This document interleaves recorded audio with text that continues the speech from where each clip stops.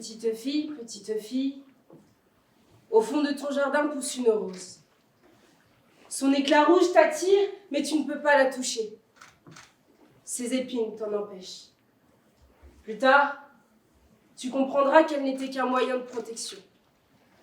Au regard de ton âge précoce, elle voulait simplement te préserver des coups et des souffrances du monde. Mais y a-t-il vraiment un âge pour être prêt à affronter la vie? En âge d'aller à l'école, petite fille et enfant put toucher cette rose. Malheureusement, ce fut sa première déchirure.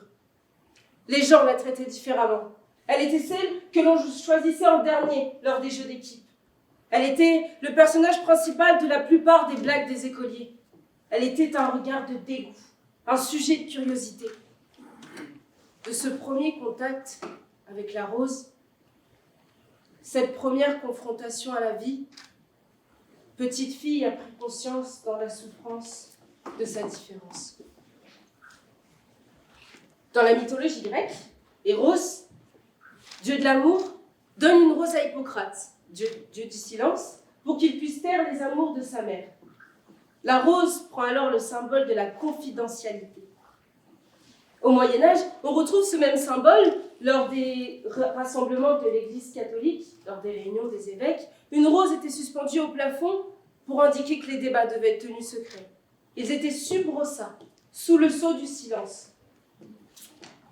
C'est à ce rappel mythique et historique auquel petite fille pense lorsqu'adolescente, elle découvre le poteau rose. À cet instant, elle vient à se détester, perdre confiance en elle. Elle se perd dans un monde qui ne lui donne pas la place d'exister, un monde qui refuse de la considérer comme un être humain, un monde qui la sous-estime, un monde dans lequel elle est contrainte de taire ses émotions pour ne pas qu'on la pense agressive, un monde injuste, un monde qu'elle considère impitoyable. Souvent, elle veut crier, mais sait que ses mots ne seront pas écoutés. Pourquoi elle? Pourquoi subir une différence qui ne relève pas de son gré? Elle se sent repoussante. Un soir, elle a le courage d'affronter son reflet, elle se voit. Mais rien ne se passe. Aucune révélation. Aucun miroir magique pour la rassurer. C'en est presque risible. Pathétique. Mais comment trouver sa beauté lorsque l'on nous trouve repoussants? On a donné à l'expression « découvrir le poteau rose » de multiples significations. Elle a désigné les mots d'amour que les hommes déposaient sur le pot de fleurs des femmes mariées, ou encore une poudre d'or, sujet de grand mystère, ou un pot dans lequel les femmes cachaient le fard pour leur teint. Au XIIIe siècle, l'expression prend le sens de découvrir le secret, la supercherie. C'est cette dernière signification qui marque la vie de petite fille. Pour elle, découvrir le poteau rose a été découvrir tout ce qu'on lui a jamais avoué enfant. Découvrir que pour les personnes jugées différentes, le quotidien était parfois plus difficile. Découvrir les remarques déplacées, les gestes déplacés, les sourires méprisants, les regards méprisants, les sourires forcés. Découvrir le poteau rose a été découvrir la crainte enfouie de ne jamais plaire à personne, l'angoisse de ne jamais avoir les mêmes chances de succès. Découvrir le poteau rose a été découvrir à quel point sa peau ébène avait un impact sur sa vie.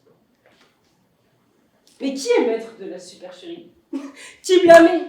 On accuse les entreprises, les magazines de beauté. La vérité est que chacun de nous est coupable. Vous verrez un enfant se moquer d'un autre dans la rue et on vous dira que ce ne sont que des taquineries. Nous avons petit à petit normalisé ce qui n'aurait jamais dû l'être. Plus que d'avoir de l'influence, nous sommes l'influence. Je suis l'influence de mon petit frère, de mes petits cousins. Vous êtes l'influence de vos amis, de vos collègues, de vos enfants.